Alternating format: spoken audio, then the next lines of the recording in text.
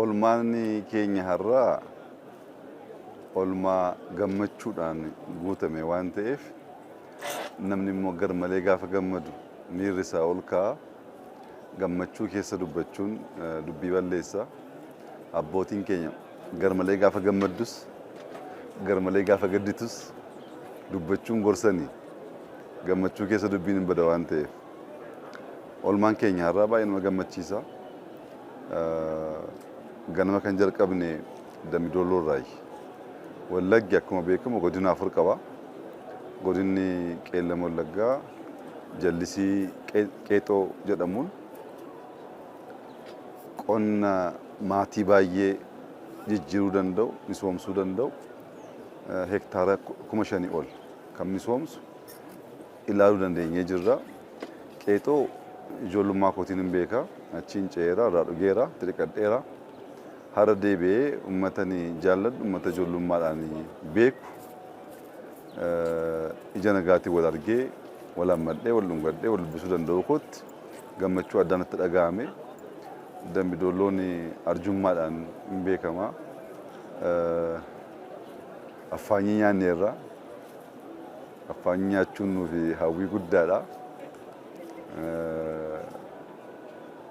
Qeexoon deebi'ee bara dheeraatiif akkaataa sanaan bishaan gannammaa ture sun jallisiidhaan qabame.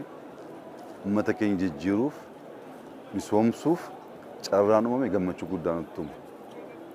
Dambidollootti gammannee kofallee uummata keenya wajjin waan baay'ee mari'annee gafannee booddee gara Wallagga Lixaa Gimbiitti deemnee naannoo Ganjii warshaan warqee ijaaramu haaraatu jira. Achi deemnee warshaan sun hojii jalqabuusaa ilaaluu dandeenyee jirra. Gimbiin bunaan beekama, warqeen beekama. Gama qonnaan duwwaa osoo hin taane gama warqeetinis wanti jalqabame abdii guddaa kan namatti horudha. Hojiin kun waggaa 2 waggaa 3 keessatti dhumuu danda'a.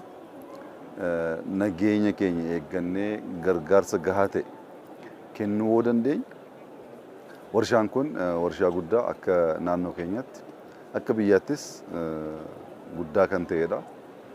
Albuunni sun achi ba'ee qarshii guddaa nuuf fida. Ittiin immoo misooma hojjannaa jechuudha. Gimbii keessa biyyiin bareeda, magariisa. Achi keessaa immoo warqeen gaafa ba'ee mul'atu waan guddaadha. Sana booddee gara Wallagga Bahaatti godina sadaffaa dhufnee jechuudha. Achitti dhagaa cilee warshaa haaraa ijaarame ilaalle. Dhagaa cileen kun bara dheeraa nu wajjin jiraatee jira. Asis jira, yaayyoos jira, bakka baay'ee jira. Yaa ta'u malee warshaa haaraa fiduudhaan dhagaa cilee bara dheeraa nu wajjin taa'e gara maallaqaatti, gara misoomaatti, gara hojiitti jijjiiruun nuuf rakkoo ture. Dhagaan cilee har'a Wallagga Bahaa keessatti ba'ee agarre kuni hoo xiqqaate.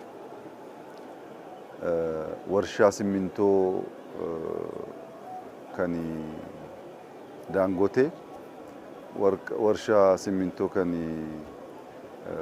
Boolee Lammii akkasumas kan Meedrook hoo xiqqaate warshaa simmintoo sadiif galtee guddaa ta'e gama dhagaa cileetiin kanaan dura biyya alaatiin kan galchaa ture san biyyatti oomishuuf nu gargaara.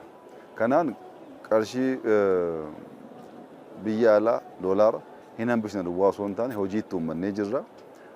Misooma kanaan dura risoorsii qabaannee gara misoomaatti jijjiiruu rakkanne san gara qabeenyaatti jijjiiruu dandeenyee jirra. Ijoolleen hojii qabatanii jiru. Kanarraa barumsa fudhannee babal'isuudhaan qabeenya uumamaa baay'ee gara misoomaatti jijjiiruuf humna guddaa, carraa guddaa akka jiru agarsiisee jira.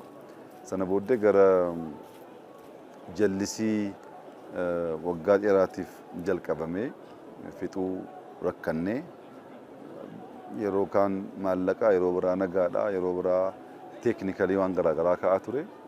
Jallisiin Dhidheessaa Arjoo akka Itoophiyaatti jallisii inerjiidhaaf hojjetaman alatti isa guddaadha.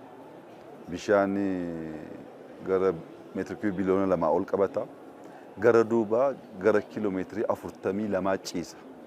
Laga guddaatu uumama. Jallisii kana hundarraa adda kan godhu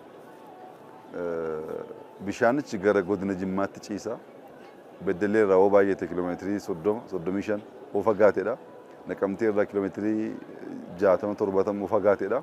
Bishaan guddaa laga guddaatu achi keessatti qabama. Bakka sanatti qurxummii oomishuudhaaf lafa daawwatamu lafa bashannanamu baay'ee hojjechuudhaaf isa achi immoo qonnaaf gargaaramuudhaaf kan nu gargaarudha. Qonnaaf yoo xiqqaate hektaara 80,000 oli jallisiidhaan duwwaa misoomuu kan danda'u. Paampiitti dabalaan gara hektaara 100,000 deemuu danda'a. Kun waan salphaa miti. Hektaara 100,000 jallisiidhaan gargaaramnee waggaatti al sadii oomishuu dandeenyaan boqqolloo kuntaaluma 50 hektaaraa yoo arganne miliyoona 15 al tokko argannaa jechuudha. Al sadii goonaan 45-50 argannaa jechuudha. Kun baay'ee guddaadha. Miliyoona 50 kuntaal miliyoona 50 argachuu jechuun waan salphaa miti. Komaandiinsa bishaan jallisii gadi kan jiru lafa baay'eetu qonna ala ture. Amma jallisii kanaan lafti sun misoomeenaan firuutii, boqqolloo, qamadii waan baay'ee irraa oomishuu dandeenya, waan baay'ee irraa oolchuu dandeenya. Kun uummata keenya nyaataan of danda'u gabaatti baafatee gurguratee qarshii maallaqa guddaa argachuudhaaf bu'aan nuuf fidu baay'ee guddaadha. Ganna kana ganna amma dhufu bishaan guutuu hin qabanna. Ji'a 4 ji'a 5 booddee jechuudha. Bishaan guutuu gaafa qaban laga guddaa kiiloomeetirii 42 ol ciisa. Jimma, Bunnoo Beddellee, Wallagga Bahaa kan wal qunnamsiisu, ida'amuu kan agarsiisu, tokkummaa keenya kan ibsu, waliin guddachuu akka qabnu kan agarsiisu, hiikkaansa gara baay'eetiin waan guddaa kan ta'e ilaallee isaanis baay'ee gammanne hojichi yeroo baay'aatiif dhaabbatee jira. Amma jalqabamuunsaa xumuramuudhaaf qaqqabuunsaa abdii guddaa gammachuu guddaa namatti tora. Hundaa'ol waggaa tokko dura Naqamteen dhufeen ture. Naqamtee gaafa dhufu uummata Naqamteetti ergaadhaan maddeen ture. Carraa nu kennaa, karoora qabnaa, kaayyoo qabnaa, biyya keenya jijjiiruudhaaf rakkoon sammuu hin jiru. Kan nu ajjeesaa jiru wal utubuu waliin dhaabbachuu dadhabuu keenya. Carraa tokko nu kennaati waan gochuu dandeenyu hin laallaa waliin jedheen ture. Uummanni kun akkuma beekamu uummata garraamiidha. Uummata jaalalaan beekamuudha. Uummata yaada beekumsa hawwuudhaan barbaaduudhaan beekamuudha. Gaaffii sana fudhatee nu wajjin dhaabbachuu danda'ee jira. Sana booddee eega kooridariin Naqamtee jalqabame ji'a 7 guuteedha. Naqamteen har'a waan isheen fakkaattu gaa anis argeera. Isinis agartaniittu. Kan uummata keenyaaf malu kanuma. Kan uummata keenyaaf tolu kanuma. Waan miidhagaa, waan bareedaa, waan qulqulluu, ijoollee egereef waan abdii ta'u ijaaruudha kan nu talu. Soo dhaggeeffachuun jiraate, soo waliin dhaabbachuun jiraate, soo wal utubuun jiraate, bakka hanqinni jirutti illee walii guutanii adeemuun jiraate waan akkamii uumuu akka dandeenyu ji'a jaatti kana hojjennan waggaa jaatti maal gochuu silaa dandeenya kan jedhu immoo yaa tilmaamuun herreeguun eenyumaafuu waan danda'amu waan ta'eef achi keessa galuun barbaadu. Namoonni fagoorraa Wallaggi nagaan hin jiru, misoomni hin jiru, namni bahee galuu hin danda'u jedhanii yaadaniif kun ragaa guddaa natti fakkaata. Godina sadii deemnee, uummata keessa deemnee, magaalaa Naqamtee annuura ishee irra jirra amma. Karaa bitaas, karaa mirgaas akkuma agartan uummatatu guutee jira.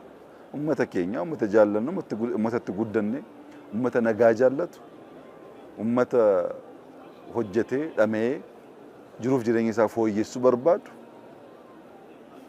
Uummata akkasitti uummata Wallaggaa jechuun uummata beekumsa hawwu, misooma hawwu, jaalala hawwu, yaadaan, abboomamuudhaan, wal dhaggeeffachuudhaan guddachuun akka danda'amu uummata amanuudha.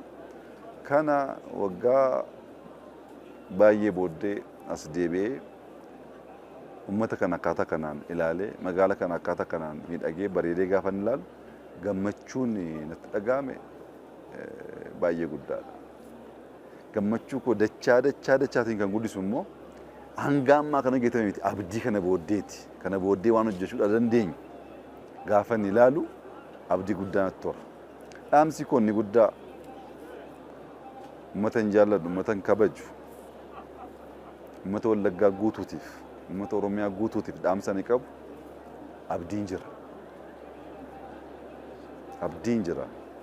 Bara dheeraa boossaniittu, bara dheeraa kadhataniittu, bara dheeraa qabsooftaniittu. Waaqni hin jiran dhaggeeffata waan ta'eef abdiin jira. Abdii carraa bara nuu kennee jira. Bara nuu kenname kana kan balleessaa jiru nuyi. Inni kadhannaa keenya deebiseera. Nuyi hubachuu kan rakkatee dubbii balleessaa jiru. Amma namni namuma waan ta'eef hin dogongora. Namni nama waan ta'eef nama ofiin tuffata. Amaluma namaati kun. Inni kaleessaaf isa kaleessaa irraanfannee dhiisnee silaa ilaa filaameen aadaa keenya. Silaa mariif marabbaan aadaa keenya. Silaa araara jaallachuun odaa jalatti sassaabamuun aadaa keenya. Nu ga'a. Inni hanga ammaa nu ga'a. Hoo rakkoon jiraate mariif marabbaan hiikuu hin danda'ama. Siyaasnis immoo bara kana carraa baay'ee waan qabuuf isaan dorgomuun isaan dubbatachuu hin danda'ama. Misooma uummata keenyaa jalqabbii kan dhaabuu tursiisuun garuu miidhaansaa jaarraa tokko ol kan deemu waan ta'uuf ijoolleen Oromoo ilaalcha garaa garaatiin qabsaa'aa jirtan hundi qalbii godhadhaa, qalbii jijjiirradhaa, keessoo keessan dhaggeeffadhaa. Isa har'aa isa fuuldura keessan jiru dhiisaati fagoo isa borii isa eegaree ilaalaa. Akkas laa'uu dandeenyee jennaan waa wal cabsinuuf hin qabnu. Wal gargaarree wal utubnee biyya keenya jijjiiruu dandeenya. Guutummaa Oromiyaatti waggoottan 2, 3, 4 darbe keessatti wanti ta'aa jiru abdii guddaa kan namatti toludha. Amma Naqamtee namni ilaale mala Afrikaa keessatti magaalli gurguddaa jedhamu akkaataa kanaan qulqulluu ta'ee bareede baay'een jiru. Wakwayii qaba, baayikii qaba, ibsaa qaba, magariisa qaba. Fooqiin koodii qalamii wal fakkaatuun dibamee jira. Hojii kana akkaataa kanaan hojjechuu hin dandeenye yoo ta'e wal gargaarree waan qabnu buufannee biyya keenya bareeffachuu hin dandeenye yoo ta'e namni kaan immoo maallaqa isaa, dandeettii isaa, beekumsa isaa, teekinooloojii fudhatee dhufeetu invest godhaa jechuudha.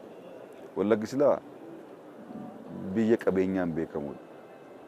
Waaqayyoo arjummaa guddaadhaan, badhaadhina guddaadhaan ummata tuqee wajjiraati ummata Wallaggaati. Arjummaa Waaqayyoo san, garraamummaa Waaqayyoo san, kennaa daangaa hin qabne Waaqayyoo san carraa wajjin gaafa dhufu kabajaan galataan fudhatanii itti gargaaramuun immoo keenya ta'a jechuudha.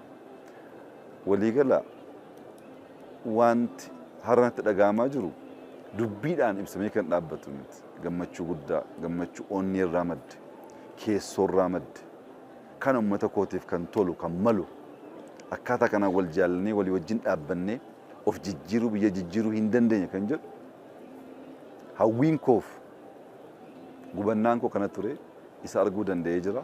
Baay'ee gammadeen jira. Uummata Naqamtee guutuuf, uummata Wallaggaa guutuuf jaalalaaf kabaja guddaan isinii qaba. Akka jabaattanii hojjettan bitaa mirga ilaaluu dhiistanii mul'ata keenya isa adda baafannee of jijjiiruu of misoomsuuf keenya sanarratti xiyyeeffattanii jennaan waan ajaa'ibaa hojjechuu hin danda'ama. As Wallagga keessatti ijoolleen Oromoo wal ajjeesuudhaaf guyyaatti kiiloomeetirii 15, kiiloomeetirii 20, kiiloomeetirii 30 miilaan deemti. Namni guyyaatti kiiloomeetirii 25, kiiloomeetirii 20 miilaan deemuu danda'u isaa'u waa baatee, ba'aa baatee, isaa'u bishaanii midhaan bakka hin jirretti kana gochuu kan danda'u kun isa walakkaasa kiiloomeetirii 5-10 fiigee hojjetee jennaan maaluma akka dandeenyu yaada. Hojiin nun balleessu, misoomni nun balleessu. Balbala haaraa, carraa haaraa bana ta'uu ta'e alatti nun miidhuu nun balleessu. Haa misoomsinu biyya keenya. Ijoollee keenyaaf kan barbaachu isa. Akkuma agartan biyyi dargaggoo guutuudha. Dargaggoo kanaaf hojii guguddaa finne hojiin qabsiisnu taanaan biyya isaatti iteteen jiraatu taanaan hojii dhabee biyya isaa lafa isaarraa buqqaa taanaan lafti kun abbaa malee hafaa jechuudha. Dargaggoon amma obsa hin qabu.